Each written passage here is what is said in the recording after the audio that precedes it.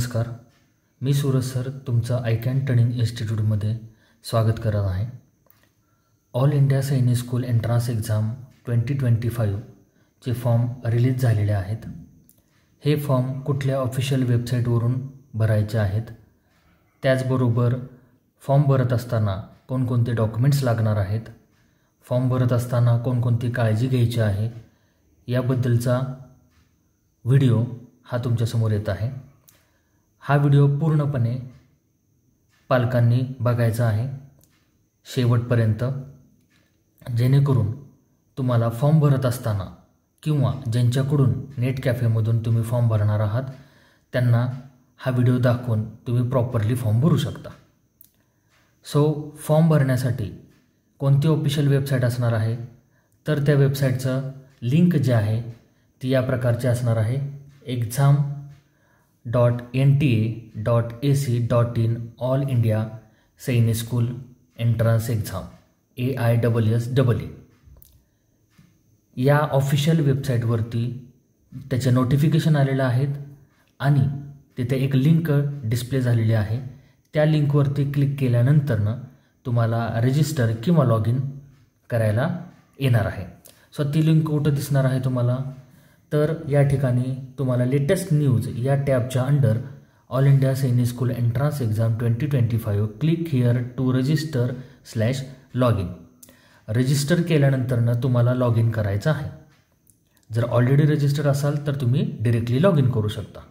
Okay, तर या लिंकवरती क्लिक केल्यानंतर तुम्हाला या प्रकारची विंडो ओपन होणार आहे।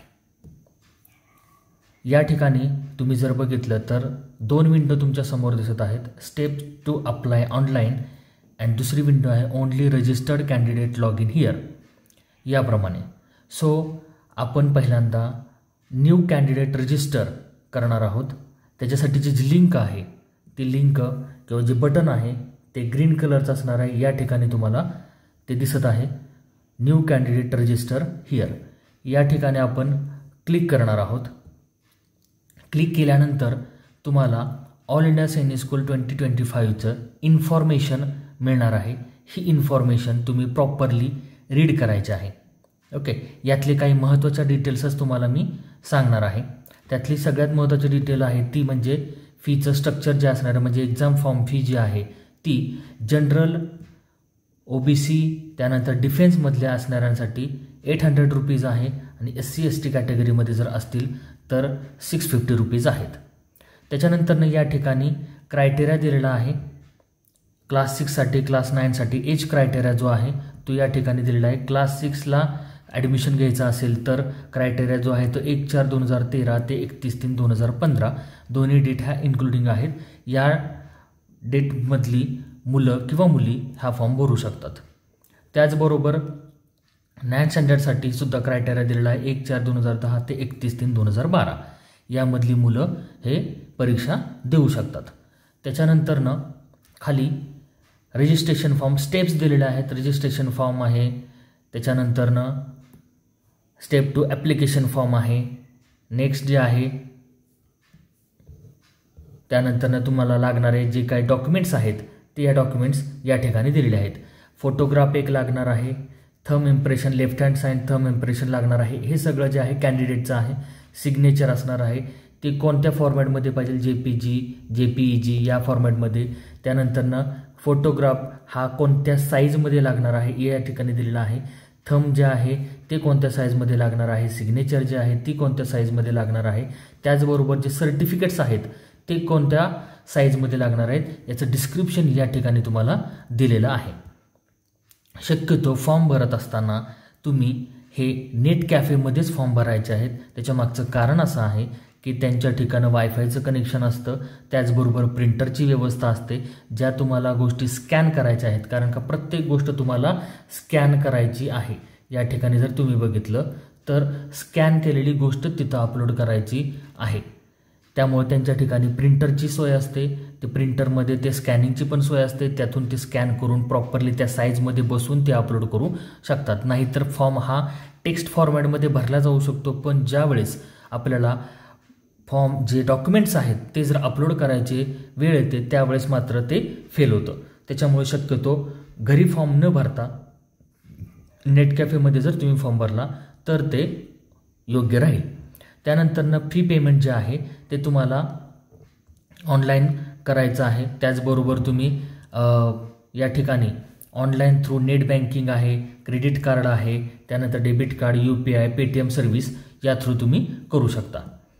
त्याच्यानंतरनं जे इम्पॉर्टंट इन्स्ट्रक्शन पासवर्डच्या संदर्भात दिले आहेत की तुम्हाला एक पासवर्ड फिल करायचा आहे. तो फिल करत असताना कोणकोणती काळजी घ्यायची आहे त्या रिगार्डिंग इथं इन्फॉर्मेशन या ठिकाणी दिलेली आहे. ओके. त्याचबरोबर पासवर्ड किती डिजिटचा असला पाहिजे, किती कॅरेक्टरचा असला पाहिजे या संदर्भातली माहिती या ठिकाणी तुम्हाला दिलेली आहे. सो हे पासवर्ड कुठल्या फॉर्मॅटमध्ये असला पाहिजे हे तुम्हाला डायरेक्टली ज्यावेळेस फॉर्म भरताना ती वेळ येईल त्यावेळेस मी तुम्हाला सांगेल. त्याच्यानंतर इथं how to reset your password त्या ठिकाणी सुद्धा अपडेट पासवर्ड, रिसेट पासवर्ड म्हणून एक ऑप्शन आहे. त्या ठिकाणी तुम्ही तो क्लिक करून भरू शकता. सगळ्यात महत्त्वाचं म्हणजे हे इन्स्ट्रक्शन दिलेले आहेत तुम्हाला स्टार्ट टू एंड. याच्यावरती इथं सगळ्यात खालच्या बाजूला तुम्हाला हा चेकबॉक्स दिसत आहे. या चेकबॉक्सवरती क्लिक केल्यानंतरच तुम्ही पुढं प्रोसीड करू शकता. सो मी इथं या चेकबॉक्सवरती क्लिक करतो आणि क्लिक हिअर टू प्रोसीड या बटनवरती क्लिक करतो. आता या बटनवरती क्लिक केल्यानंतरनं तुम्हाला फॉर्म भरण्यासाठी कंपल्सरी काही गोष्टी लागणार आहेत. सगळ्यात महत्त्वाची गोष्ट लागणार आहे तुम्हाला ते इथं या ठिकाणी देतो मी, आधार कार्ड लागणार आहे. आता हा आधार कार्ड मोबाईलला लिंक असणं गरजेचं आहे. आता विद्यार्थ्याकडे मोबाईल नंबर नाही, त्यामुळे त्यांच्या पॅरेंटचा मोबाईल नंबर हा कॅन्डिडेटच्या आधार कार्डला लिंक असणं गरजेचं आहे. ही एक महत्त्वाची गोष्ट आहे जेणेकरून तुम्ही फॉर्म पुढे प्रोसीड करू शकता. आता या ठिकाणी मल्टिपल चेक बॉक्सेस दिलेले आहेत, रेडिओ बटन दिलेले आहेत. यामध्ये पहिला जो ऑप्शन आहे तो I have Aadhaar number and wish to create my log in using Aadhaar number. Also I provide the consent for using Aadhaar data for authentication purpose at various stages of the examination. Okay. हा एक सगळ्यात आपल्याकडे असणारा quick available असणारा आधार number हा एक option आपल्याकडे दिसतो. दुसरा जो आहे डिजिलॉकर अकाउंट. डिजिलॉकर अकाउंट हे कॅन्डिडेटचं हवं आहे. जर ते नसेल, I do not have the DigiLocker account, I wish to create my DigiLocker account, म्हणजे जे पॉसिबल वेज जे आहेत ते इथे दिलेले आहेत. जर हे दोन्ही नसतील, हे पण नसेल, हे पण नसेल, तर तुम्हाला चौथा ऑप्शन दिलेला आहे अकॅडमिक बँक ऑफ क्रेडिट्स. याच्यासाठी तुम्हाला बँकेबरोबर कॉन्टॅक्ट करून बाकी सगळ्या गोष्टी लागणार आहेत. त्याच्यानंतरनं जर नसतील तर I wish to create my ABC ID account identity through the ABC ID. हा एक ऑप्शन जर तुमच्याकडे अवेलेबल नसेल तर तुम्हाला शेवटचा ऑप्शन राहतो तो म्हणजे government academic identity proof with photograph. Okay. So best way, जर तुमच्या कॅन्डिडेटचा म्हणजे पाल्याचा जर आधार नंबर मोबाईलला लिंक नसेल तर तुम्ही लवकरात लवकर तो लिंक करून घ्यायचा आहे. कारण का लिंक करण्यासाठी जास्त दिवस लागत नाही. 2 दिवसामध्ये तो मोबाईल नंबर, फार तर फार 4 दिवसामध्ये तो मोबाईल नंबर लिंक होतो. याच्या अगोदर पण बऱ्याच वेळा आपण आधार कार्ड तुमचं अपडेट करा यासाठी आपण वेळोवेळी इन्स्ट्रक्शन तुम्हाला दिलेले आहेत व्हिडिओच्या मार्फत सुद्धा. सो आधार कार्ड जर तुम्ही अपडेट केलं असेल तर डेफिनेटली तुमचा जो मोबाईल नंबर आहे पॅरेंटचा तो आधारला, तुमच्या बाल्याच्या आधारला नक्कीच तो लिंक झालेला असणार आहे. तो पहिल्यांदा तुम्ही चेक करून घ्यायचा आहे. ओके. सो मी जो काही फॉर्म भरणार आहे तो using I have Aadhaar number या ऑप्शनवरती क्लिक करून भरणार आहे. ज्यावेळेस तो ऑप्शन मी क्लिक करतोय त्यावेळेस मला आधार नंबर टाकण्यासाठी इथं विचारत आहे. लक्षात घ्या, मगाशी जे मी सांगितलं तुम्हाला आधार कार्ड विथ मोबाईल नंबर, म्हणजे मोबाईल नंबर त्या आधार कार्डला लिंक असणं गरजेचं आहे. ओके. सो इथं या ठिकाणी आधार नंबर टाकायचा आहे. जनरेट OTP वरती क्लिक केल्यानंतरनं एक OTP तुमच्या मोबाईल नंबरला जो की आधारला लिंक असणार आहे त्याच्यावरती जाणार आहे. तो OTP इथं टाकल्यानंतरनं मग तो व्हेरीफाय होईल, त्यानंतरच फॉर्म प्रोसीड होणार आहे. सो मी या ठिकाणी आता आधार नंबर टाकतो. या ठिकाणी मी आधार नंबर जो आहे तो ॲड केलेला आहे आणि मी जनरेट OTP वरती क्लिक करतो. जनरेट OTP वरती क्लिक केल्यानंतरनं OTP आलेला मी या ठिकाणी टाकलेला आहे आणि व्हॅलिडेट OTP म्हणतोय. या बटनवरती क्लिक केल्यानंतरनं ॲटोमॅटिकली तुमच्या समोर ही इन्फॉर्मेशन दिसणार आहे. ओके. ॲटोमॅटिकली आधार नंबर ज्या मोबाईलला लिंक आहे, ज्याचा आधार कार्ड आहे, त्याची संपूर्ण इन्फॉर्मेशन इथं दिसणार आहे. ओके, आता ही जी डिटेल्स आहेत ते डमी डिटेल्स आहेत या ठिकाणी, त्याच्यामुळं फक्त जस्ट हा डेमोसाठी मी हा डेटा घेतलेला आहे. ओके, सो त्याच्यानंतर तुमच्यासमोर खाली दिसत असेल हा पूर्णपणे जो डेटा आहे तो मी डमी वापरत आहे. डमी जो डेटा आहे, कारण डेमोसाठी ॲक्च्युअल डेटा वापरता येत नाही. ओके, सो या ठिकाणी जे काय आहे इन्फॉर्मेशन संपूर्ण या ठिकाणी तुमच्या आलेले आहे. आधार कार्डवरती जी काही इन्फॉर्मेशन असेल फेच झालेले आहे. इथं प्रिफिक्स जे काय असेल तर ते तुम्ही टाकायचं आहे. या ठिकाणी इन्फॉर्मेशन सगळी मी भरून घेतो. तुम्हाला प्रथमतः इन्फॉर्मेशन काय काय फिलअप करायचे ते सांगतो, की जे कॅन्डिडेट आहे त्याच्या वडिलांचं नाव, आईचं नाव टाकायचं आहे या ठिकाणी. त्याच्यानंतरनं कॅन्डिडेटची जन्मतारीख टाकायची आहे. जन्मतारीख टाकत असताना जे मगाशी मी तुम्हाला सांगितले होते, जो एज क्रायटेरिया दिला आहे, जो डेट ऑफ बर्थचा क्रायटेरिया दिला त्यामध्ये जर तो असेल तरच तुमचा फॉर्म प्रोसीड होणार आहे. अदरवाईज ते फॉर्म प्रोसीड होणार नाही. त्याच्यामध्ये तुम्हाला एक एरर दाखवणार आहे. तो एरर म्हणजे की यावर्षी तो कॅन्डिडेट एक्झामसाठी 6 स्टँडर्डसाठी असेल, 9 स्टँडर्डसाठी असेल, इलिजिबल नाही. त्याच्यानंतर ईमेल आय डी, जो तुम्ही ईमेल आय डी देणार आहात त्याच्यावरती सैनिक स्कूल सोसायटी ही तुम्हाला कम्युनिकेट करणार आहे. त्याच्यामुळं ईमेल ॲड्रेस जो असणार आहे तो तुमच्या मोबाईलमध्ये लॉग इन असावा कंपल्सरी, कारण का ईमेलचं व्हेरिफिकेशन पण होणार आहे. त्याचबरोबर ईमेल आय डीवरती तुम्हाला ॲप्लिकेशन नंबर जाणार आहे सगळ्यात महत्त्वाचं, जो की तुम्हाला लॉग इन करताना गरजेचा आहे. त्यामुळं हा ईमेल आय डी हा खूप गरजेचा आहे, जो की तुमच्या मोबाईलमध्ये लॉग इन असणं गरजेचं आहे. ओके, त्याच्यानंतरनं जेंडर टाकायचा आहे. मोबाईल नंबरसुद्धा असा टाकायचा आहे की तो तुमचा चालू नंबर असणार आहे आणि तो तुमच्या मोबाईलमध्ये असणार आहे. म्हणजे त्या मोबाईलमध्ये ईमेल आय डी आणि मोबाईल नंबर हे दोन्हीही गोष्टी त्या मोबाईलमध्ये कंपल्सरी असणं गरजेचं आहे. सैनिक स्कूल सोसायटी हे तुम्हाला या 2 कम्युनिकेशन ॲड्रेसवरतीच कम्युनिकेट करणार आहेत. त्याचबरोबर तुम्हाला जे व्हेरिफिकेशन होणार आहे OTP थ्रू ते ह्या ईमेल आणि मोबाईलवरती होणार आहे. त्यामुळे या गोष्टी कंपल्सरी लागणार आहेत. त्याच्यानंतरनं जे काय आहे कन्फर्म मोबाईल नंबर टाकायचा. अल्टरनेट मोबाईल नंबरसुद्धा तुम्हाला द्यायचा आहे. ऑप्शनल आहे पण तुम्ही द्यायचा आहे, कारण का जर तो मोबाईल नंबर अगोदरचा जो तुमचा कॉन्टॅक्ट नंबर दिलेला आहे तो जर आउट ऑफ कव्हरेज एरिया असेल, बाकी गोष्टी त्याला प्रॉब्लेम आलेला असेल तर अल्टरनेट मोबाईलवरती ते कॉल करू शकतात. त्यानंतरनं आयडेंटिटी टाईप म्हणजे काय की तुमचं व्हॅलिड काय आहे, की त्या मुलाचं पॅन कार्ड आहे का, कॅन्डिडेटचं विथ फोटोग्राफ आहे का, पासपोर्ट आहे का, स्कूल आय डी कार्ड आहे का. पण शक्यतो आपण other valid government identity with photograph हे यूज करणार आणि इथं आधार नंबर टाकणार आहोत या ठिकाणी. ओके, त्याच्यानंतरनं आहे ॲड्रेसच्या डिटेल्स तुम्ही इथं टाकायच्या आहेत. आणि जर ह्याच ज्यावरती परमनंट प्रेझेंट ॲड्रेस जो तुम्ही दिलेला आहे या ठिकाणी तोच जर सेम असेल तर तुम्ही खालच्या बाजूला या चेकबॉक्सवरती क्लिक करायचं आहे, जेणेकरून तुमचा ॲज इट इज वरती जे काही फिलअप केलेलं आहे ते खालच्या या बॉक्समध्ये तुम्हाला डिरेक्टली फिलअप होणार आहे. त्याच्यानंतरनं पासवर्ड जो आहे तो पासवर्ड टाकत असताना त्यातलं कुठलंही एक लेटर जे आहे ते कॅपिटल हवं. त्याच्यानंतरनं त्याच्यामध्ये स्पेशल सिम्बॉल एक हवा, @ असेल, एक्सक्लेमेटरी मार्क असेल, हॅश असेल, ह्यापैकी एक असावं. त्याच्यानंतरनं जे तुमचे उरलेले जे आहेत कॅरेक्टर हे डिजिट्समध्ये असावेत. म्हणजे एक कॅरेक्टर कॅपिटल लेटरमध्ये असावं, एक स्पेशल सिम्बॉल असावा आणि बाकी डिजिट्स असावेत. या फॉर्मॅटमध्ये तुम्ही तो पासवर्ड द्यायचा आहे. त्याच्यानंतर एक सिक्युरिटी क्वेश्चन विचारलेले आहेत, 2च आहेत. Name of your first school and name of what is your mother name. Okay, तुम्हाला जो लक्षात राहणार आहे तो तुम्ही इथं द्यायचा आहे. ओके, आणि त्याच्यानंतरनं सिक्युरिटी पिन एंटर केल्यानंतर सबमिट करायचं आहे. सो इथं मी संपूर्ण इन्फॉर्मेशन आता फिलअप करतो. ओके, सगळी इन्फॉर्मेशन फिलअप केलेली आहे.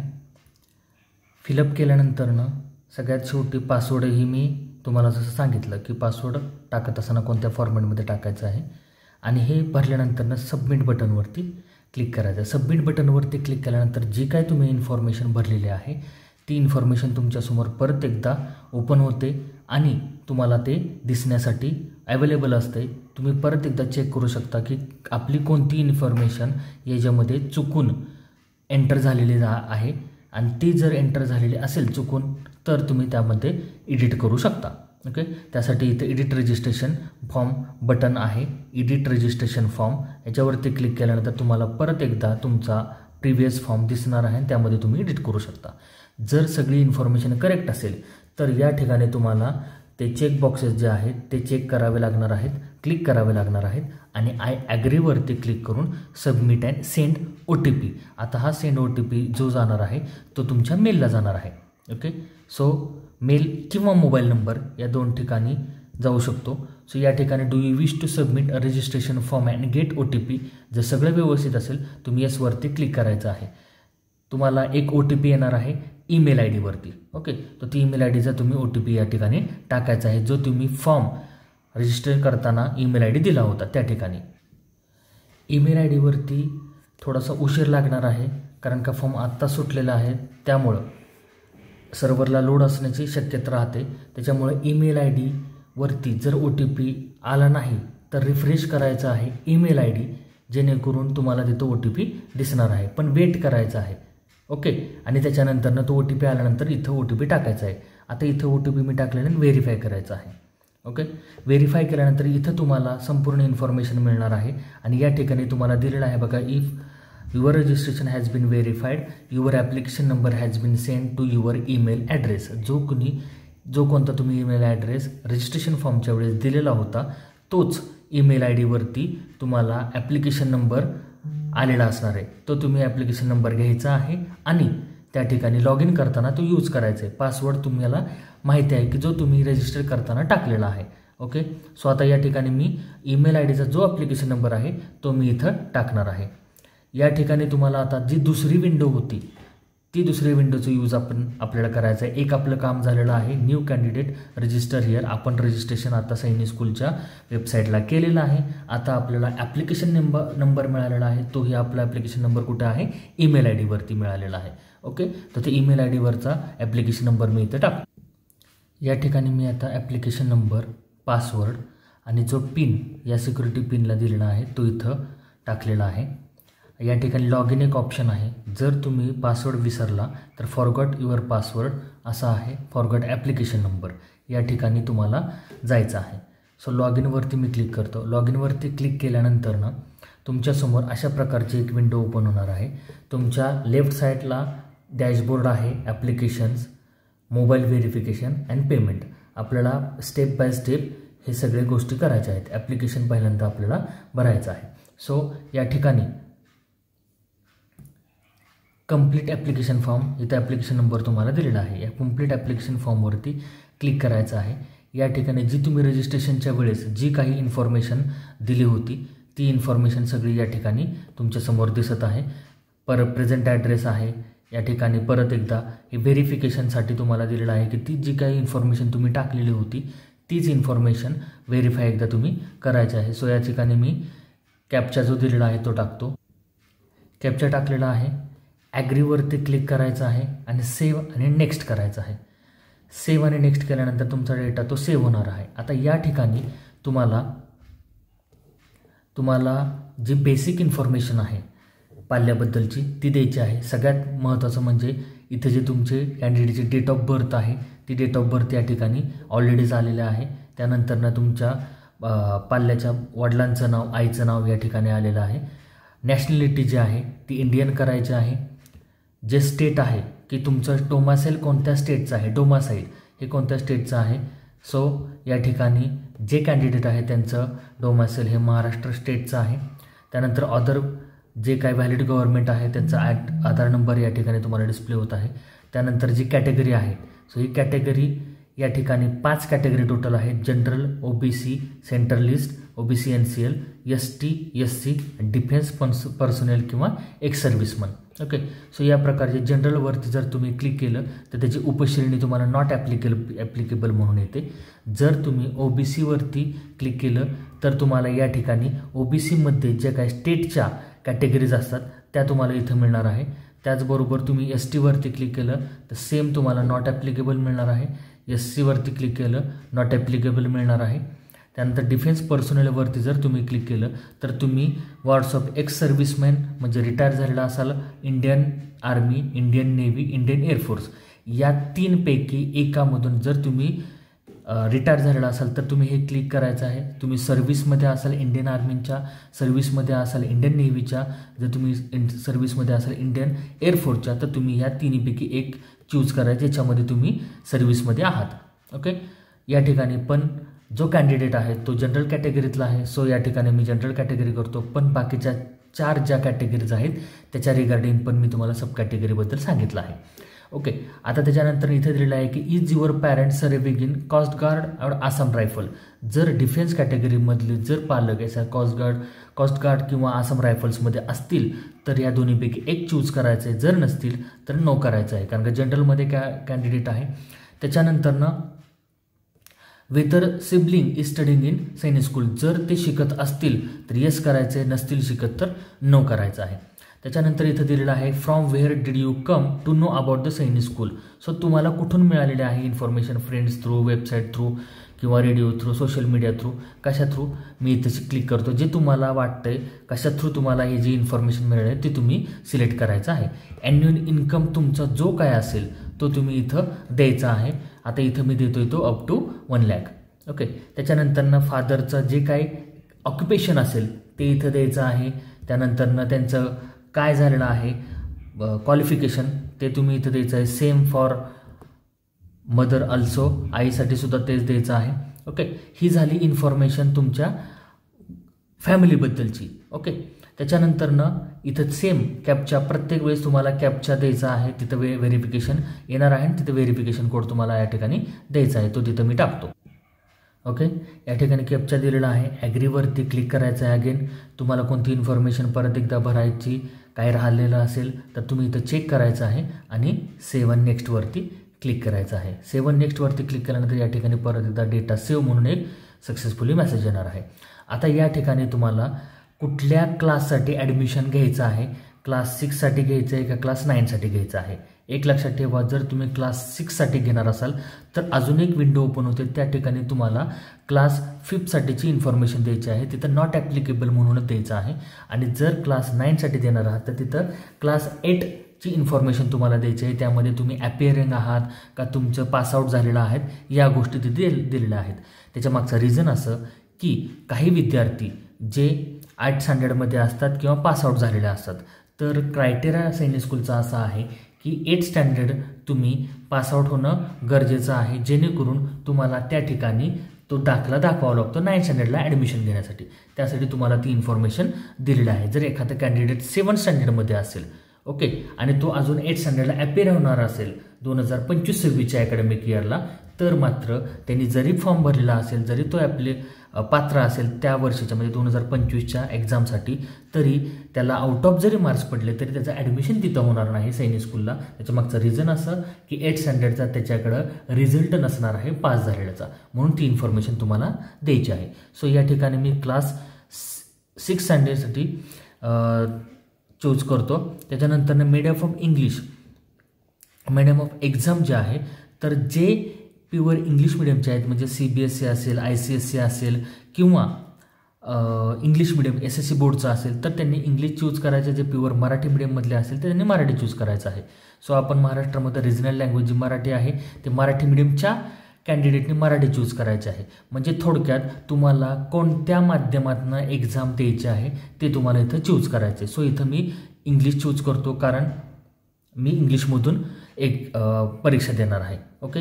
मी परत एकदा सांगतो, CBSE इंग्लिश मिडियम जे असतील किंवा ICSE असेल, या पद्धतीने पालकांनी ते बघायचं की तुम्ही वर्षभर कुठल्या माध्यमातून तयारी केलेली आहे, त्या माध्यमातून तुम्ही परीक्षेचा फॉर्म द्यायचा आहे, भरायचा आहे.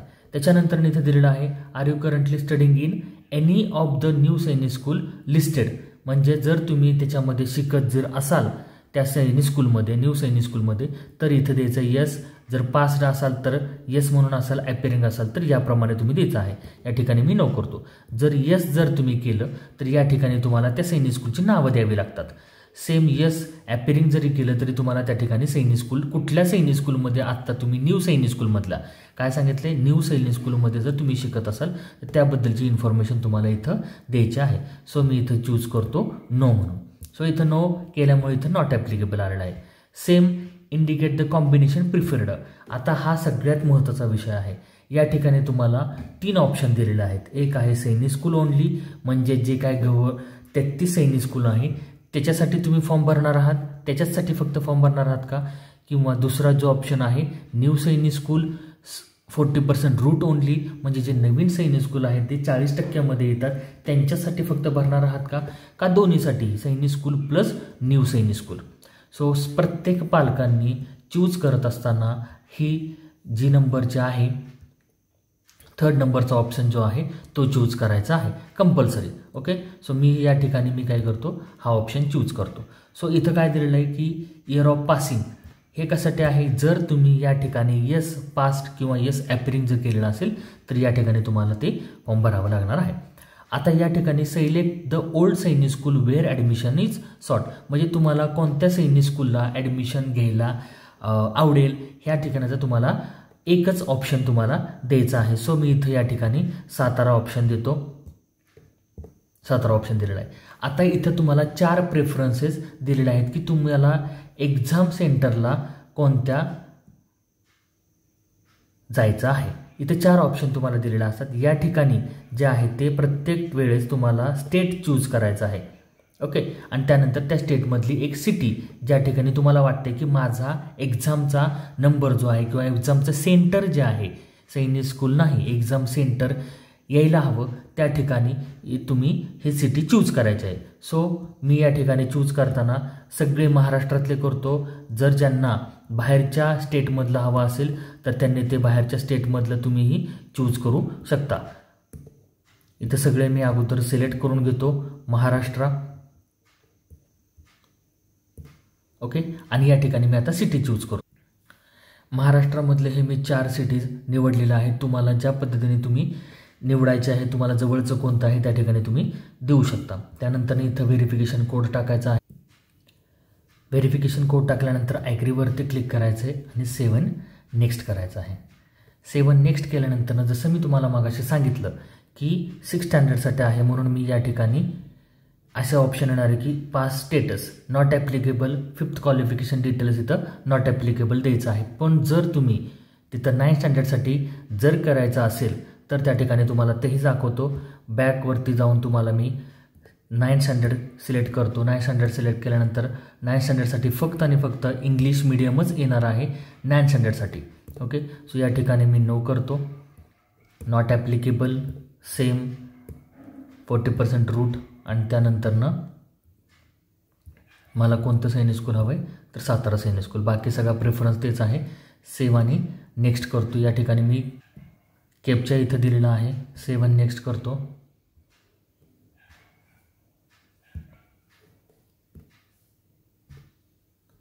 सेवन नेक्स्ट केल्यानंतरनं आता इथं काय सांगितलं, your date of birth not eligible for class 9. Okay, म्हणजे काय की जी डेट ऑफ बर्थ मी 6 स्टँडर्डसाठी दिली होती तीसुद्धा मला आता इथं चेंज करावी लागेल. सो मी इथं काय करतो, चेंज करतो आणि इथं 2011 टाकतो आणि इथं व्हेरिफिकेशन कोड देतो.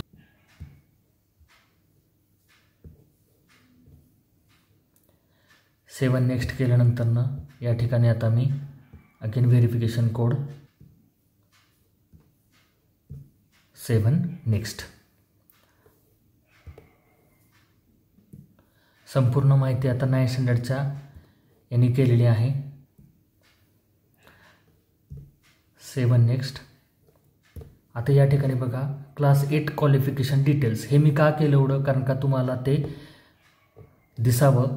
Past and ॲपेरिंग. पास्ट केल्यानंतर तुम्हाला आता इथं इयर ऑफ ॲपेरिंग, कधी तुम्ही ॲपेअर झाला होता, परीक्षेचं नाव काय होतं, त्याच्यानंतर बोर्डचं नाव काय होतं आणि कुठल्या पर्सेंटेज, म्हणजे तुम्हाला कुठल्या पर्सेंटेजमध्ये मिळाले होते मार्क्स का CGPAमध्ये मिळाले होते, ते तुम्हाला इन्फॉर्मेशन टाकायची आहे.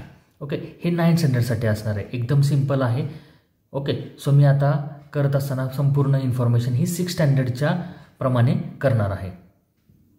Okay, so again here is 5th qualification details not applicable आणि या ठिकाणी परत एकदा मी इथं कॅप्चा दिलेला आहे. ॲग्रीवरती क्लिक करतो आणि 7 नेक्स्ट करतो. 7 नेक्स्ट केल्यानंतरनं या ठिकाणी आता इन्फॉर्मेशन ॲडिशनल डिटेल्स आलेले आहेत. काय आहे, have you appear in the all India Sainik school entrance exam before. जर तुम्ही याच्या अगोदर जर एक्झाम जर दिलेली असेल तर तुम्ही इथं येस करायचं असेल. येस जर केलं तर तुम्हाला या ठिकाणी रोल नंबर टाकायचा आहे, कोणत्या क्लाससाठी तुम्ही परीक्षा दिली होती ते टाकायचं आहे, तुमचं इयर कोणतं होतं ते टाकायचं आहे, एक्झाम इयर कोणतं होतं ते टाकायचं आहे. जर तुम्ही दिलेली नसेल तर नो करायचं आहे. आणि are you the son or daughter of any permanent staff member of any Sainik school. कुठल्याही सैनिक स्कूलचं जर वडील किंवा आई जर स्टाफ मेंबर असतील सैनिक स्कूलचे तर मात्र तुम्ही इथं जर तुम्ही येस केलं तर कोणत्या सैनिक स्कूलमध्ये आहेत ते तिथं टाकायचं आहे आणि त्याचं नाव टाकायचं आहे, त्यांचं जे नाव आहे ते टाकायचं आहे. सो या ठिकाणी मी नो करतो. Again there is a captcha. 7 next. आता या ठिकाणी जे डॉक्युमेंट्स आहेत ते अपलोड करायचे आहेत. सगळ्यात महत्त्वाचं म्हणजे डॉक्युमेंट्स कोणते लागणार आहेत ते आता तुम्हाला सांगतो. की डॉक्युमेंट जे आहेत कोणतीही कॅटेगरी असेल, ओपन कॅटेगरी असेल, OBC NCL असेल, SC असेल, ST असेल किंवा डिफेन्स असेल तर तुम्हाला photo, signature, left hand side, thumb impression, त्यानंतर डोमासाईल सर्टिफिकेट आणि बर्थ सर्टिफिकेट हे 5 गोष्टी लागणारच आहेत. जर तुम्ही कॅटेगरीमध्ये असाल OBC, SC, ST तर तुम्हाला कास्ट सर्टिफिकेट लागणार आहे. जर तुम्ही डिफेन्समध्ये असाल, जर तुम्ही एक्स सर्व्हिसमन असाल तर तुम्हाला PPO लागणार आहे. जर तुम्ही सर्व्हिसमध्ये असाल तर तुम्हाला सर्व्हिस सर्टिफिकेट लागणार आहे. पण कुठलीही कॅटेगरी जर असेल तर या 5 गोष्टी तुम्हाला कंपल्सरी लागणार आहेत. ओके. सो आता त्याचे पण तुम्हाला फॉर्मॅट दिलेले आहेत. डॉक्युमेंट जर फोटो लागणार असेल JPG किंवा JPEG त्याची minimum size 10, maximum size 200. Same तुमच्या सिग्नेचरसाठी सेम आहे. JPG मिनिमम साईज 4 आहे, मॅक्झिमम साईज 30 आहे. Same for thumb impression also JPEG त्यानंतर 3 साईज मिनिमम असणार आहे, 30 मॅक्झिमम असणार आहे. फक्त जे काही डॉक्युमेंट असणार आहे म्हणजे डोमासाईल असेल, डेट ऑफ बर्थ सर्टिफिकेट असेल किंवा तुमचे कास्ट सर्टिफिकेट असेल ते PDFच्या फॉर्मॅटमध्ये लागणार आहेत. आणि त्याची मिनिमम साईज ही 50 KB आणि maximum size 300 KB. Same for other documents also. तर तुम्हाला ते डॉक्युमेंट स्कॅन करून तुमच्याजवळ असणं गरजेचं आहे. किंवा जर तुम्ही नेट कॅफेमधून भरत असाल तर तुम्हाला ते नेट कॅफेवाले जे काय असणार आहे त्यांच्या प्रिंटरवरती स्कॅन करून तुम्हाला हेल्प करणार आहेत. ओके. सो या ठिकाणी मी आता हे सगळे डॉक्युमेंट जे आहेत ते अपलोड करतो. या ठिकाणी मी सगळे डॉक्युमेंट जे आहेत ते अपलोड केलेले आहेत. सो आता इथं मी 7 नेक्स्टवरती क्लिक करतो. 7 नेक्स्टवरती क्लिक केल्यानंतरनं तुम्हाला जे काय तुम्ही आत्तापर्यंत फॉर्ममध्ये फिलअप केलेलं आहे ते सगळी इन्फॉर्मेशन तुम्हाला या ठिकाणी दिसणार आहे. जे काही तुम्ही भरलेलं आहे स्टार्ट टू एंड, कोणकोणत्या सिटीज तुम्ही घेतलेल्या आहेत, कुठलं सैनिक स्कूल तुम्ही निवडलेलं आहे, हे गोष्टी तुम्ही कोणकोणते डॉक्युमेंट्स अपलोड केलेले आहेत. जे डॉक्युमेंट्स अपलोड केलेले आहेत तर या ठिकाणी व्ह्यूचा ऑप्शन तुम्हाला दिलेला आहे. तुम्ही ते बघू शकता की मी जे अपलोड केलेलं आहे ते खरंच तेच आहे का, डोमासाईलच्या ठिकाणी डोमासाईल दिलेलं आहे का, बर्थ सर्टिफिकेटच्या ठिकाणी बर्थ सर्टिफिकेट दिलेलं आहे का, किंवा कास्ट सर्टिफिकेटच्या ठिकाणी कास्ट सर्टिफिकेटच दिलेलं आहे का, ही सगळी इन्फॉर्मेशन तुम्हाला या ठिकाणी मिळणार आहे. ओके. आता याच्यानंतरनं तुम्हाला मोबाईल नंबर व्हेरीफाय करायचा आहे. मोबाईल नंबर व्हेरीफाय केल्यानंतरच तुमचा फॉर्म जो आहे तो पुढं पेमेंटसाठी प्रोसीड होणार आहे. So we have to verify our mobile number first. So to verify या इथं जे ब्ल्यू कलरमध्ये क्लिक हिअर म्हणून दिलेलं आहे त्याच्यावरती तुम्हाला क्लिक करायचं आहे. आणि ते क्लिक केल्यानंतरनं तुम्हाला मोबाईल नंबर जो काही तुम्ही पहिल्यांदा टाकला होता तो इथं दिलेला आहे. या ठिकाणी कॅप्चा टाकल्यानंतरनं सेंड OTP वरती क्लिक केल्यानंतरनं तुम्हाला OTP जाणार आहे तुमच्या मोबाईल नंबरवरती. जसं मगाशी सांगितलं ईमेल ID आणि मोबाईल नंबर हा कंपल्सरी लागणार आहे. सो मोबाईल नंबरवरती तुम्हाला OTP जाईल. तो OTP तुम्ही पुढच्या बॉक्समध्ये टाकायचा आहे. सो या ठिकाणी OTP टाकलेला आहे, कॅप्चा टाकलेला आहे. व्हेरीफाय OTP वरती क्लिक करायचं आहे. OTP व्हेरीफाय झाल्यानंतरनं तुम्हाला कंप्लीट ॲप्लिकेशन फॉर्मवरती नंतरनं क्लिक करायचं आहे. आणि या ठिकाणी एक्झाम फी तुम्हाला ओपन कॅटेगरी असल्यामुळे 800 रुपीज असणार आहे. Open OBC NCL डिफेन्ससाठी 800 rupees, SC ST साठी 650 रुपीज असणार आहे. पूर्ण खाली स्क्रोल करायचं आहे. स्क्रोल केल्यानंतर या ठिकाणी तुम्हाला सबमिट नावाचं बटन दिसणार आहे. सबमिटवरती तुम्ही क्लिक करायचं आहे. क्लिक केल्यानंतर रिव्ह्यू करायचं आहे पेज की जी मी इन्फॉर्मेशन टाकलेली आहे ती सगळी करेक्ट आहे. सगळ्या चेकबॉक्सला क्लिक करायचं आहे. फायनल सबमिटवरती क्लिक करायचं आहे. ज्यावेळेस तुम्ही फायनल सबमिटवरती क्लिक कराल त्यावेळेस तुमच्या इथं समोर पे नावचा ऑप्शन असणार आहे. जोपर्यंत तुम्ही पेमेंट करत नाही तोपर्यंत खालच्या या टेबलमध्ये कुठलीच इन्फॉर्मेशन येणार नाही. सो ज्यावेळेस तुम्ही पे नाववरती क्लिक करणार आहात त्यावेळेस तुम्हाला इथं SBI पे किंवा ICICI ओके हे तुम्हाला 2 ऑप्शन्स मिळणार आहेत. यावरती क्लिक करून तुम्ही ऑनलाईन पेमेंट करू शकता, नेट बँकिंग थ्रू करू शकता किंवा UPI पेमेंट थ्रू करू शकता, Paytm थ्रू तुम्ही करू शकता. ओके ही झाली तुमची स्टार्ट टू एंड कसा फॉर्म भरायचा आहे, कुठल्या वेबसाईटला भरायचा आहे, डॉक्युमेंट्स कोणते लागणार आहेत, त्याच्यानंतर कोणती काळजी घ्यायची आहे, 8th स्टँडर्डसाठी काय असेल, 6th स्टँडर्डसाठी कोणती इन्फॉर्मेशन भरायची आहे, डेट ऑफ बर्थचा क्रायटेरिया काय आहे, सगळ्याची माहिती तुम्हाला ह्या व्हिडिओ थ्रू मिळणार आहे. ओके सो हा व्हिडिओ पूर्णपणे बघायचा आहे. या व्हिडिओचा आवडला असेल तर तुम्ही आयकॉन ट्रेनिंग इन्स्टिट्यूटच्या चॅनलला लाईक करा, सबस्क्राईब करा आणि कमेंट करा. थँक्यू.